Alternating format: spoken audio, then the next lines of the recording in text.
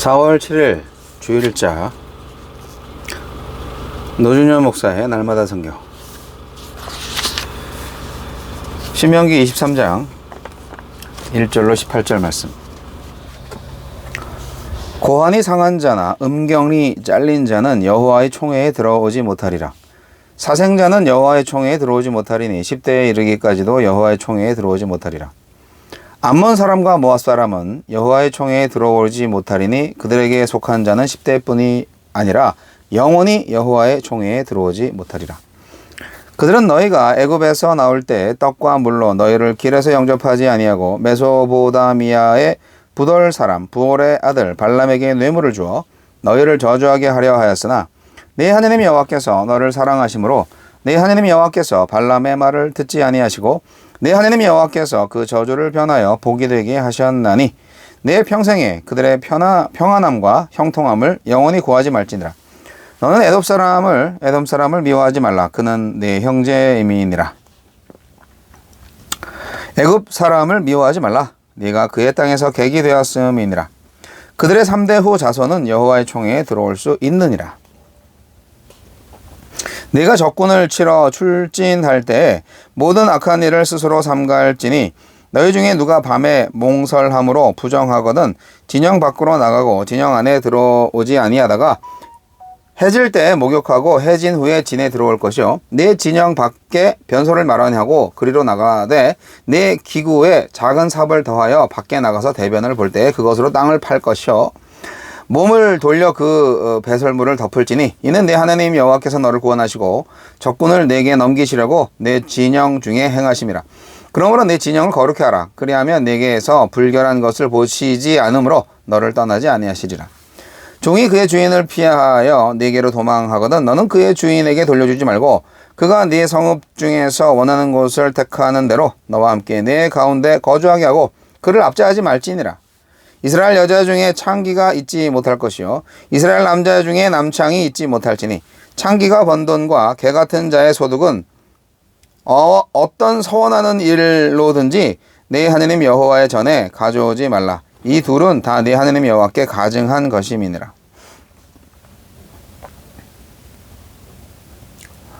거룩한 공동체. 이스라엘은 온정과 보살핌의 공동체이지만 거룩하고 정결한 공동체이기도 합니다. 이에 예배와 일상의 거룩함을 유지하기 위해 지켜야 할 규범이 소개됩니다. 하나님은 어떤 분입니까? 이스라엘 백성이 적군과 전쟁할 때면 그들을 구원하시고 그들에게 승리를 주시려고 이스라엘 진영에 함께 하셨습니다. 그러니 이스라엘 군대는 진영이 부정해지지 않도록 삼가야 했습니다. 전쟁처럼 하나님의 임재와 동행과 보호와 지원이 절실한 상황이라면 더욱 거룩함을 유지해야 합니다. 거룩함을 뒷전에 두고 효율성만 챙기면 하나님을 잃어버릴 수 있습니다. 하나님이 함께 하시는 것이 가장 효율적이고 효과적이니 하나님을 모신 공동체답게 모든 일에 거룩한 방식을 선택해야 합니다. 나에게 주시는 교훈은 무엇입니까? 예배 공동체의 거룩함을 지키기 위해 제외해야 할 것이 있습니다. 여호와의 총회는 예배, 율법 낭독, 절기를 위한 모임으로 고자와 사생자 암몬 및 모압 사람들은 참여할 수 없었습니다. 고자는 이교적 종교의식에서 행하는 자발적 거세와 관련이 있기 때문이고 사생자는 불법한 관계를 통해 태어난 자녀들이기 때문이며 암몬 및 모압 족속은 이스라엘을 적대하고 저주하려 했기 때문입니다. 지금은 예수님 안에서 모든 진입 장벽이 허물어졌기에 인종적, 민족적 차별이 사라졌습니다. 하지만 거룩한 예배 공동체로서의 정체성을 잃어버리지 않도록 우상숭배, 음란, 하느님의 백성을 향한 적의는 지금도 배척해야 할 겁니다. 거룩함을 양보하지 않는 개방성을 추구해야 합니다. 하나님의 율법은 강자의 권리보다 약자의 필요, 약자의 인권을 우선시합니다.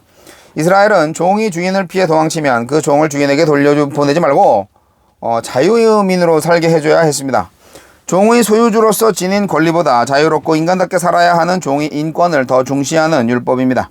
또한 이 법은 주인에게 종을 잃지 않으려면 종을 관대하게 대해야 한다는 암묵적인 요구로 작용했습니다. 이는 율법이 궁극적으로 노예제 같은 예속된 상태를 배척하고 평등을 지향함을 나타냅니다. 하나님의 백성은 합당한 방법으로 소득을 얻어야 합니다. 우상숭배와 관련된 이익, 불의하고 불법적인 소득은 하나님을 기쁘시게 하는 예물이 될 수 없습니다.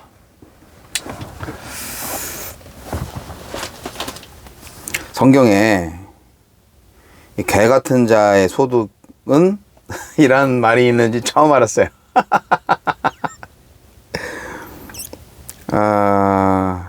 창기가 번 돈과 개 같은 자의 소득은 어떤 서원하는 일로든지 내 하나님 여호와의 전에 가져오지 말라. 그러니까 개 같은 자의 헌금은 하나님이 안 받으시겠다는 거잖아요. 어떤 자가 개 같은 자지? 요즘 개 같은 자들이 너무 많아서. 근데 이 말이 성경에 있다는 거가요. 재밌어요. 성경도 그냥 막말을 많이 하시네.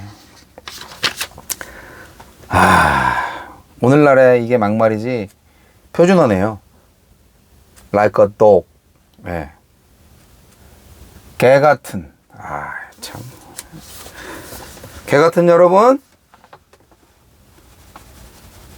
당신들의 헌금은 하나님이 안 받으십니다.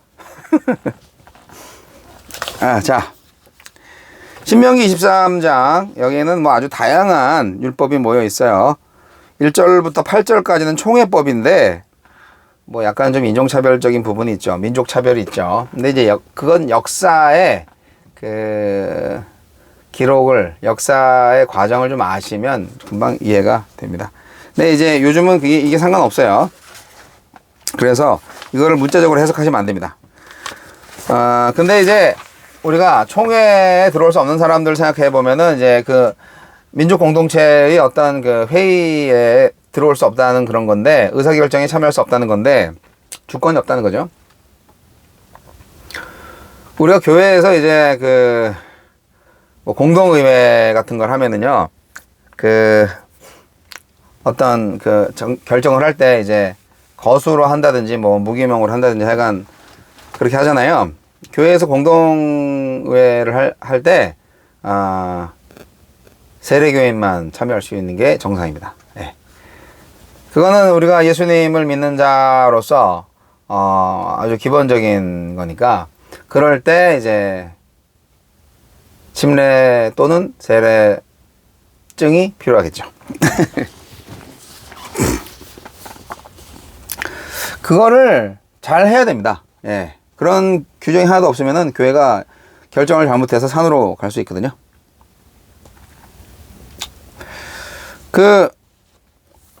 이스라엘 백성 공동체는요, 혈연 공동체가 아닙니다. 예수님의 조상 중에는요, 모압 여인 룻이 있었어요. 육적인 혈통이 아니라 믿음의 혈통이 중요합니다. 다윗도 도망 다닐 때 당신의 할머니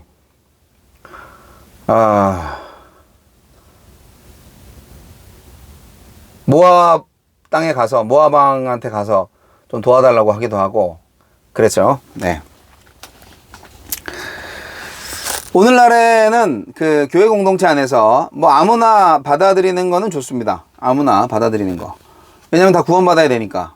교회 공동체에 누구나 다 오는 건 좋은데, 문제는 들어와서 의사결정을 하는 데 있어서는 분명한 구별을 해야 된다. 그렇게 우리가 교훈을 얻으면 되겠습니다. 그런데 그렇게 될 때 우리가 의사결정을 하거나 우리 공동체 안에서 생활을 할 때 좀 깨끗한 사람이어야 하는 거죠. 정결하고 거룩한 사람이어야 하는 거죠. 이스라엘 안에 남창과 여자 창기를 허용하지 않고 그들이 번 돈을 받지 않으시는 것도 다 똑같은 이유입니다. 약한 이스라엘이 강한 나라들 속에서 안전할 수 있는 길은 뭐냐? 바로 거룩함과 정결함을 지켜서 하나님을 자신들 안에 모시는 겁니다. 하나님은 거룩한 분이세요. 그런데 하나님이 그들 안에, 인간들 안에 거하려면은 그들이 거룩해야 돼요. 그들이 깨끗하여야 합니다. 하나님은 거룩하신 분이니까요. 근데 거룩하지 않고 정결하지 않은 사람들 속에 하나님이 갈 수가 없기 때문에 그러면 어떻게 돼요? 다른 이방 민족이 와서 깨 부숴도 하느님이 함께 하지 못하니까 부서지겠죠. 그래서 교회가요, 오늘날 교회가 사람들의 관심에 좌우되면 안 됩니다. 우리는 그냥 세상과 선명한 차이점을 가져서 하나님의 뜻이 이루어지는 그런 공동체가 되면 됩니다. 그러면 결과적으로 당연히 세상 사람들로부터 구별되게 돼 있어요. 여러분, 시골의 교회 건물을 보면요, 되게 예뻐요. 옛날에 어떤 그 교회 그 목사님이 뭐 우리 학교 선배였죠. 신학대 선배인데 오랫동안 그 지역에서 목회를 하신 분인데 그나마 교회 건축이라도 하니까 그제서야 이제 뭐 면장, 이장도 찾아오고 인사도 하고 그러더라. 이렇게 말씀하시더라고. 그러니까 이제 건물이라도 딱 지어 놓으면은 그 지방에서는, 그 시골에서는 지방 유지가 되는 거죠. 예, 그 교회 담임 목사래. 그러면 저 건물, 저 교회에 딱 이게 각인되는 거죠. 그러니까 이것이 나쁜 건 아니에요. 그러나 그게 전부는 아니라는 거죠. 아무리 좋은 건물을 지었다 할지라도 그 건물 안에 있는 사람들이 거룩하지 않고 정결하지 않다면 오히려 더 욕먹겠죠. 예.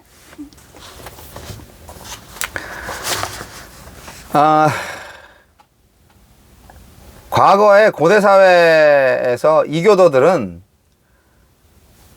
신전에서 공개적인 매음을 했다고 합니다. 예, 왜냐하면 다산을 기도하는 시대였기 때문에 풍요로운 수확을 얻기 위해서 새끼도 많이 나야 되고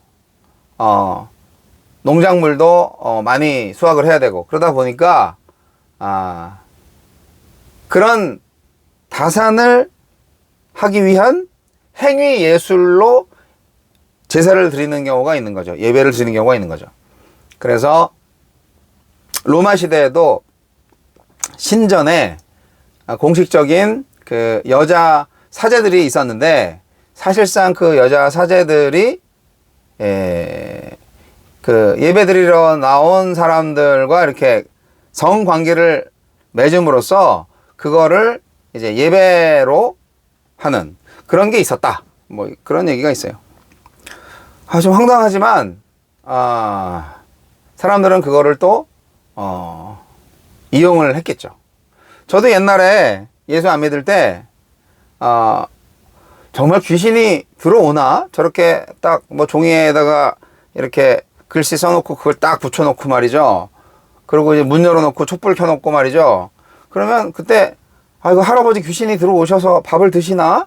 믿지 않았어요. 하지만 제삿날이 되면 좋아했습니다. 왜냐하면 제삿밥을 먹을 수 있잖아요. 제가 좋아하는 생선전도 많이 있고 맛있는 거 먹을 수 있잖아요. 약과도 있고 말이죠. 그러니까 제가 그 제삿날을 기다리지 않았겠습니까? 예, 이용을 하는 거죠. 그 제사가 무슨 의미인지 아무것도 모르면서. 과거에 그 이교도들이 그렇게 우리가 생각할 때 상당히 좀 부정한 의식을 통해서 자기들을 신들을 섬겼다는 것이 이해는 되는데 결국 인간의 쾌락주의와 욕심을 이루기 위한 수단이지 않았을까 생각이 됩니다. 솔직히 해야 돼요. 우리가 하는 행동, 우리가 하는 의식, 의미를 알고 해야지 무조건 따라하면 안 되겠죠. 거룩해야만 우리가 살아남을 수 있습니다. 어떤 상황 가운데에서도 타협하지 맙시다.